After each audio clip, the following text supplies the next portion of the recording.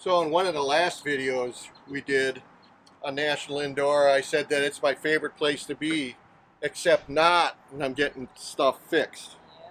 So my favorite time to visit is when I'm just visiting, because they're really friendly here. But the second best time is when I'm actually having maintenance done. And that you have to do no matter what you do. And if you don't want to do that, don't buy one of these rigs. So this is the first time I'm having my major yearly maintenance done, where I'm going to have the oil changed and the antifreeze and the transmission and you name it. And I bought the super duper 60,000 mile version, which is very similar to what you might get if you go to somebody as capable as Freightliner. So we're going to see how things turn out here. And you know, like every place, you hope for the best. So let's go in and check in with Kyle.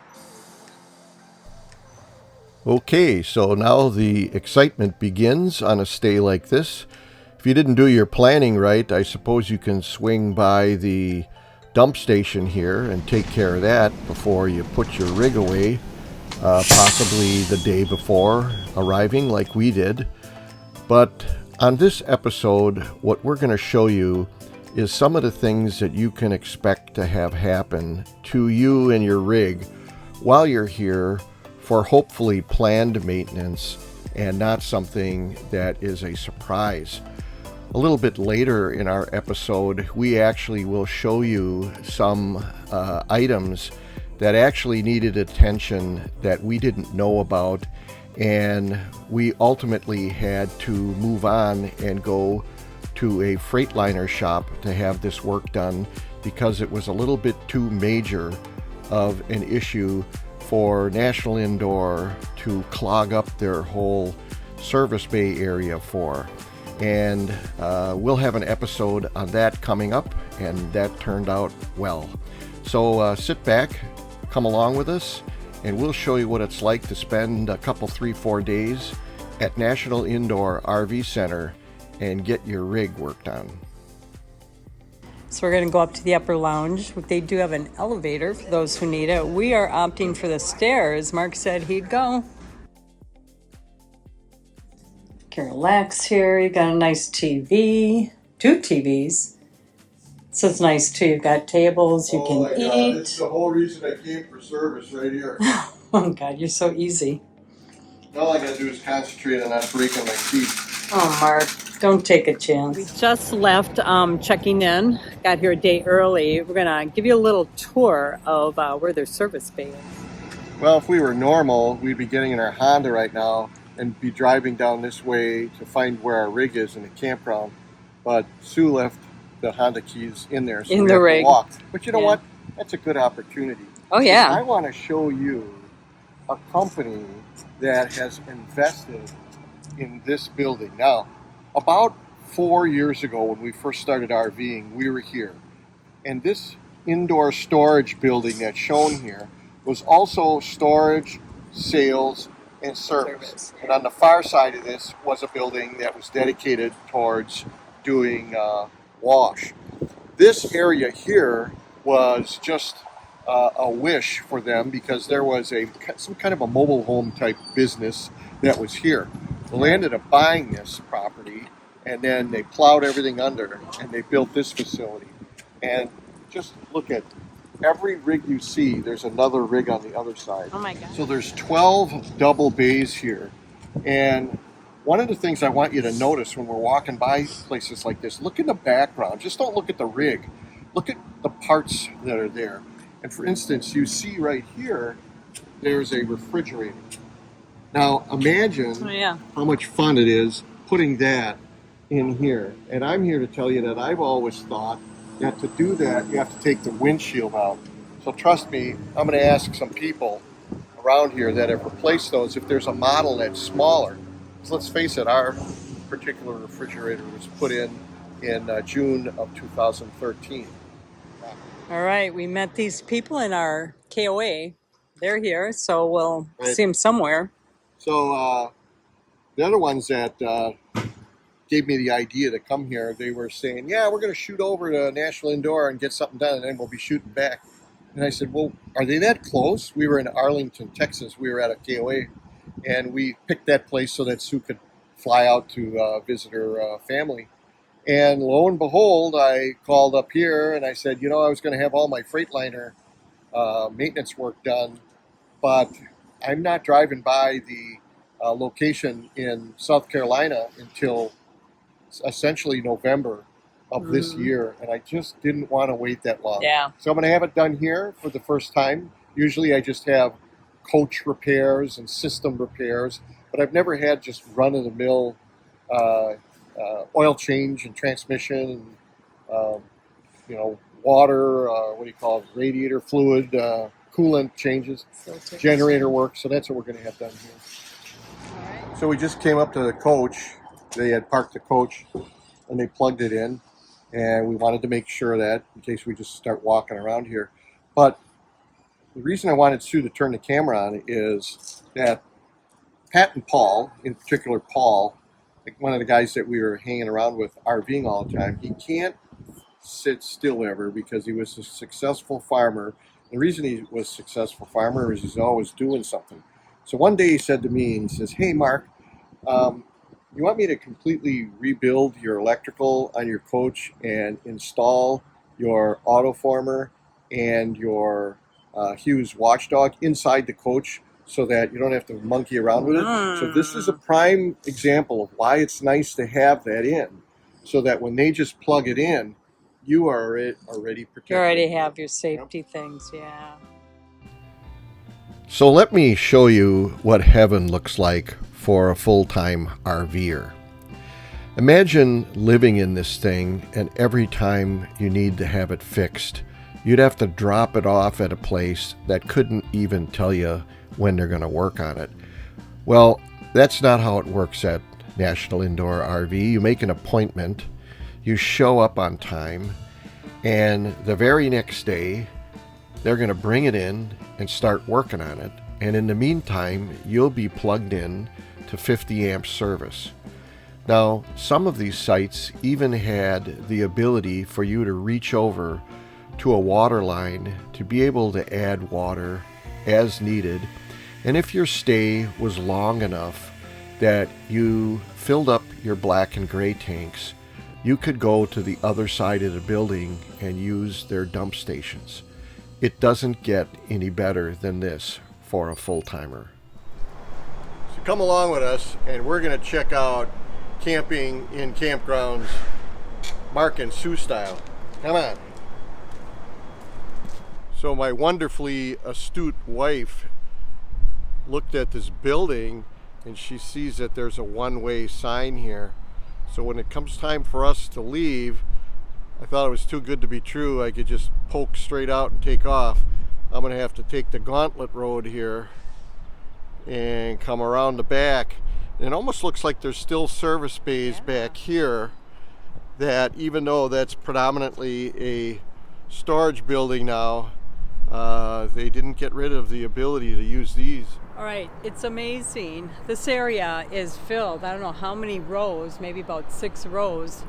And most of the signs say that they are not waiters, so they're just here. I'm amazed on how many are here and how they must keep track of what's where, when it's due, who's doing it. I mean, if it weren't for technology, I don't know how you could be organized. It looks like there's 5 roadways like this, and then there's 8 rows total of rigs. So that's how many they're juggling that are in for service. And don't think right away, oh boy, RVing must be fun, they're always in for service. No, it's that there's so many RVs out there and people are using them, and they're smart enough that when they have an investment like this, they drop it off and they have the service and they have the oil changes and the transmission. Typically there is every once in a while a panic person, and if you want to see a panic person, you can look at our last episode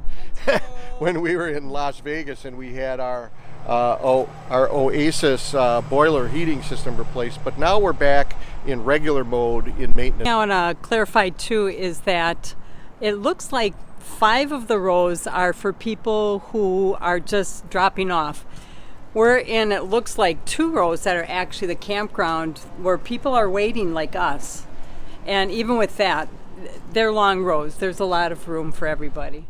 And you can see that they have water available and power.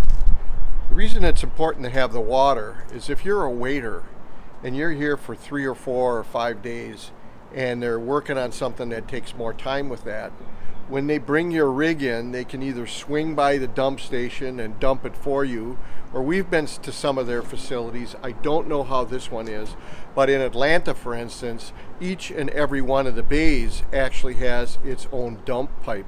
So you can pull in, they can dump it for you, and you can continue on with your stay there if your repair is taking that long. This looks like storage building.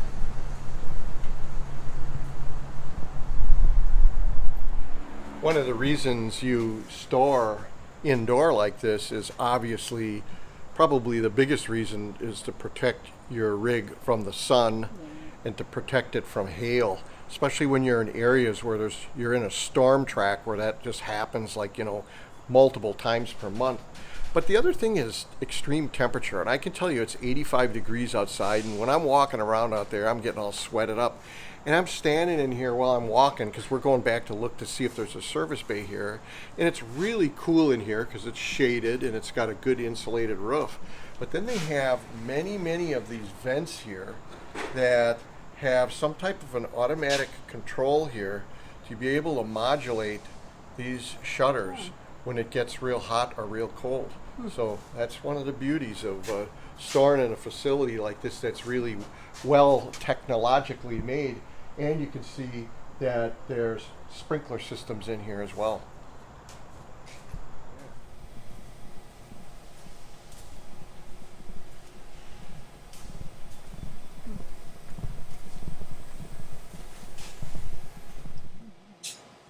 That's body shop. Right.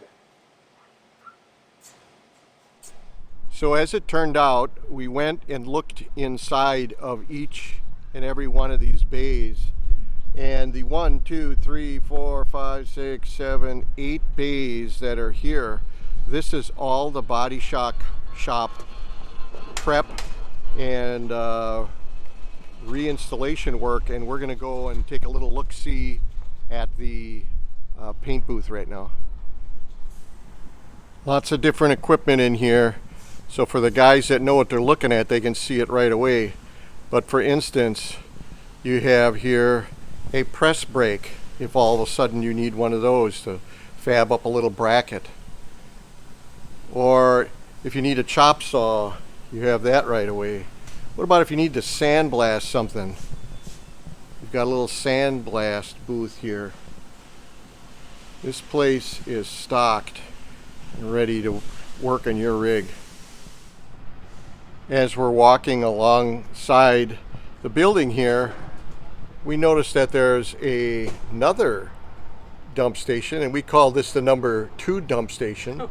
No pun intended. And this was the number 1 dump station over here. All right, we just noticed that there's a pull-out air, with a nice pressure gauge on it. And there's one actually, there's a number of them. They're all sticking out the side of the building here.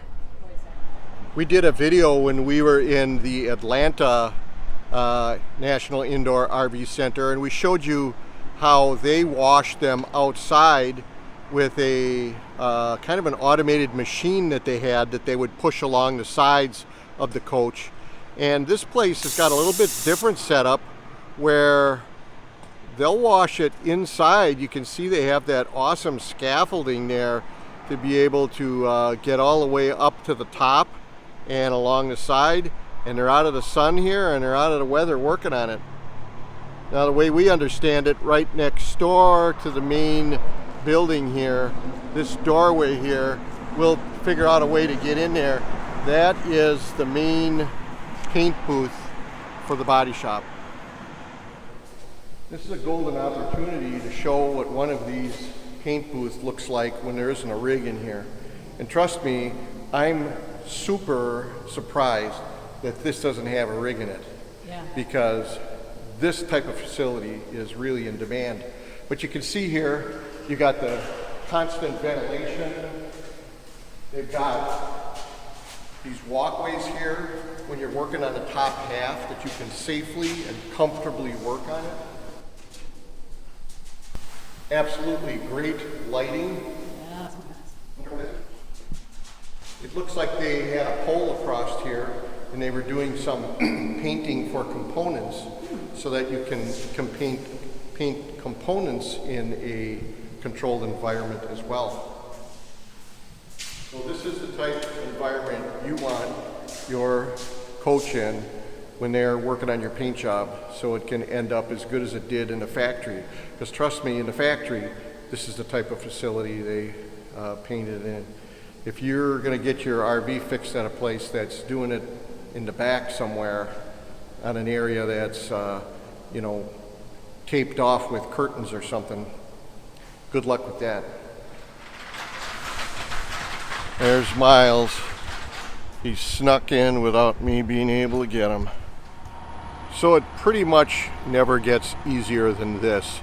We were staying overnight in, let's call it a campground, next door to the repair facility. I was a couple over from the one that you see on the left here. And they drove through this gate and they put Myles in here before I could actually film it. So I have to work in between the times when they're backing up coaches here, because all I hear lately is the backup alarms. But this building here has 12 garages on each side, so it's a total of 24 bays. And the chassis work is done on the 4 bays, 2 on this side, 2 on the other side. So that's 4. So then the other 20 bays are all able to be working on anything that goes wrong on the house on your coach. 48,000 pounds worth of jack capacity on each side. We've had folks in the past when they'll see a video like this and they'll go, well, what the heck, you know, all of these coaches, they're always being worked on. When do you actually get to enjoy them? I think you have to realize what you're looking at here. What you're looking at is one of the few facilities around that can actually work on these. So it becomes a mecca for people to stack up and wait for the time when they can drive by one of the national indoor locations and they get their work done here, and they essentially postpone and stack up everything they need done so they can get it done at a place that actually knows what they're doing and has the equipment and the wherewithal to do it. So this is the second day, and you can see that once again we're raising the rig in the air. And I had a lot of things done because we've got 60,000 miles on our rig and we're living in it full time, that you may or may not need to have that done. But I just want to caution anybody that wherever you take your rig to be serviced, if they're not able to lift it in the air like this to get a superior look at everything underneath your rig and to look at all of the things that are happening under there, you're setting yourself up for a surprise later on down the road. It's a good time to get a good shot of this. This is everyone's nemesis on a motorhome. This is the mechanism for your stairs. And I've actually got a video on this when I had to repair this. This is one of the few things I fixed myself because it's relatively straightforward. It's a little bit dangerous. You got to make sure that you undo the main power plug first, which is right there, before you do anything, because you can very easily get your arms caught in this thing. But it's something that almost everybody's going to have to replace. I can tell you that the control module is usually not it. Certainly, it will never be this big giant gearbox that's the metal part that's connected to the step itself. And what it almost always is this stupid little motor here with the 3 bolts on it right here. And they make a version of that that is a higher torque model, which probably means it's got better components in it and a better motor, and that's the one that I put in. Okay, I'm going to ignore this guy to the left here for a second, because what I want to talk about is this tire changing equipment before you.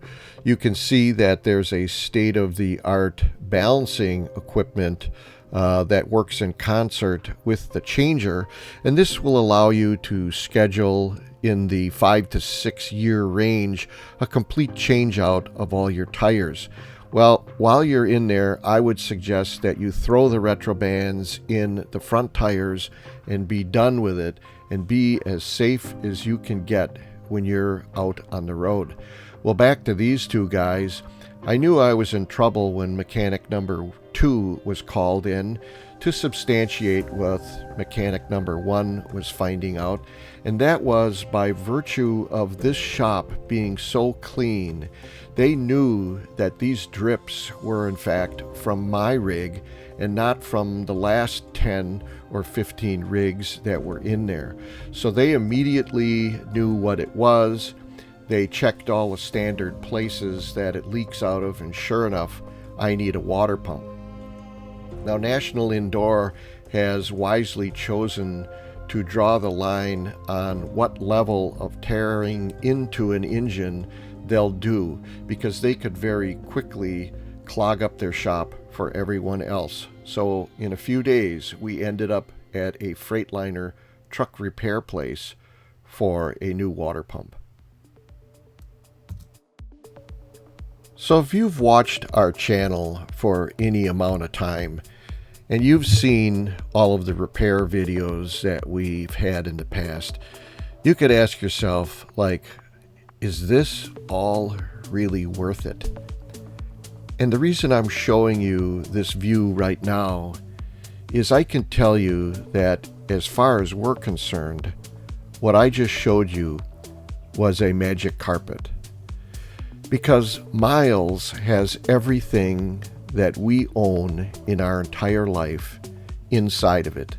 So of course it has to be big and beefy, and for the most part I would say even diesel, to be able to provide us the comfort that we want, but to carry everything that we have to carry. Now, this magic carpet has taken us places that we can never imagine we would ever have seen. And to prove that to you, I challenge you to go back and look at some of the videos that we've done in the past. I've temporarily infiltrated the area where the house is. The house maintenance work is all done. You can see how big this place is. All the different things that they've got going on here. Looks like the toolboxes are all arranged in between the rigs rather than against the walls like I've seen in the past. Myles is being worked on way on the end. The 4 bays on the end are actually where the chassis department is. This block building in front of me is probably the office workers that are keeping everybody on the same page working on things. So there's a 360 of the inside of the garage on the house end.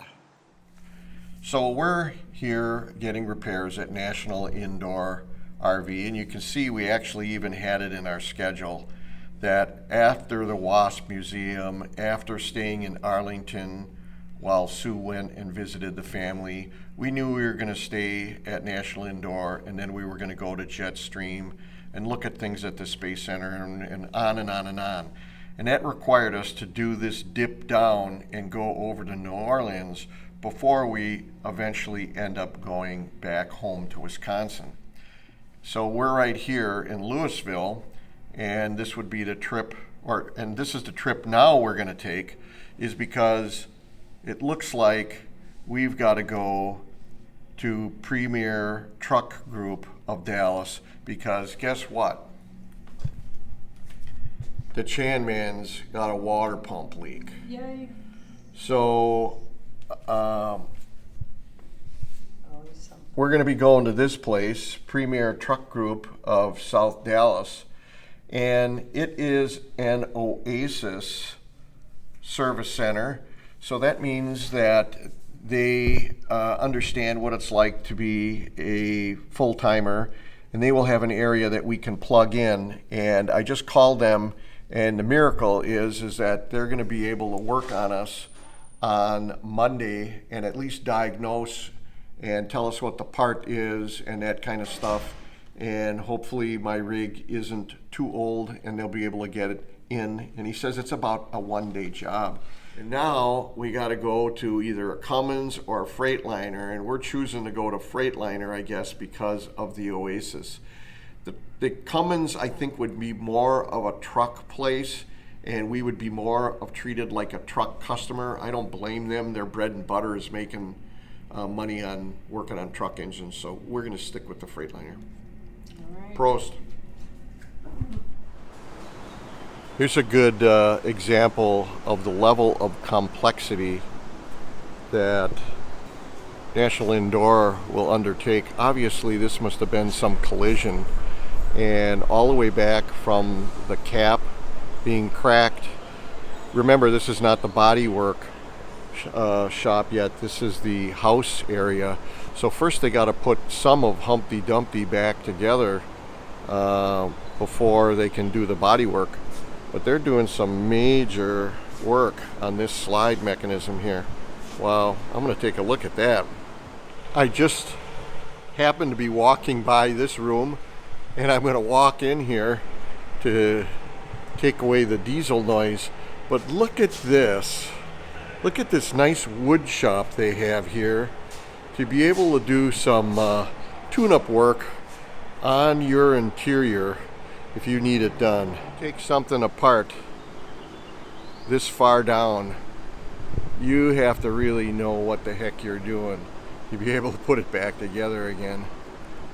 So there's the mechanism for the slide, the Fred Flintstone's cog mechanism, and then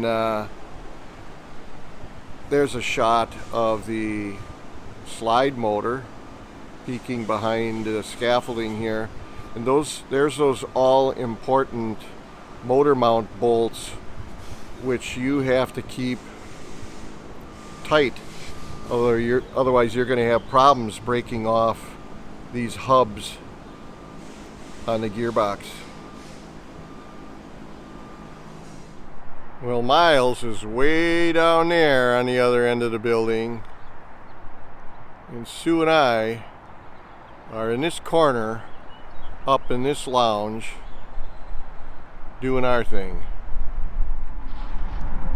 It's about 10:30 in the morning at National Indoor Dallas, and this is the side of the building where the dump stations are. They're all along the building here. There's actually 4 of them, and hopefully Myles is going to get pulled around here, and we're going to get a quick dump, and then we're going to take off and go to the Dallas Premier Truck South, because it's an Oasis dealer, and we're going to have a new water pump put in the rig. Well, we just got done dumping the tanks, paid our bill, and we're on our way after our maintenance at National Indoor Dallas location. Now, if you watched the video, you saw that we ended up needing a water pump. So we are on our way to a Freightliner Oasis Premier Truck South Dallas location to have that done.